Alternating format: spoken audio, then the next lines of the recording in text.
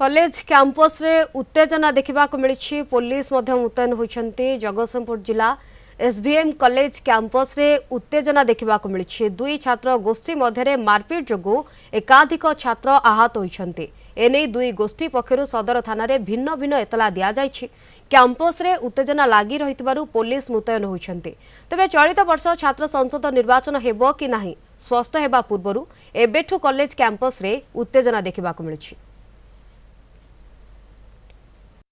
काली छात्र गंडगोल होईछि आउ जो पिलार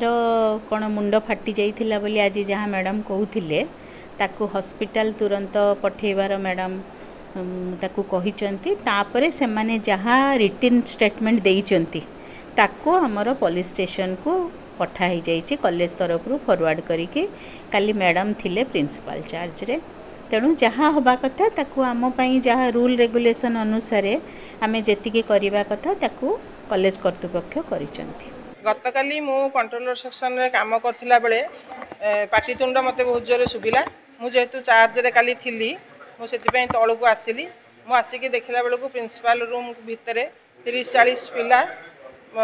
पाटितुंड करूथिले ता भितर गोटे पिलार मुंड फाटी जाइथिला रक्त भी बहुतला तेणु मु ताकू आग सेमानकर कोनोसी कथा न सुनी कि मु आग सेमानकु कहली जे पिला को आगे हॉस्पिटल नहीं कि जाओ तापर तमे आसिले आमे बसी कथबार्ता हबा।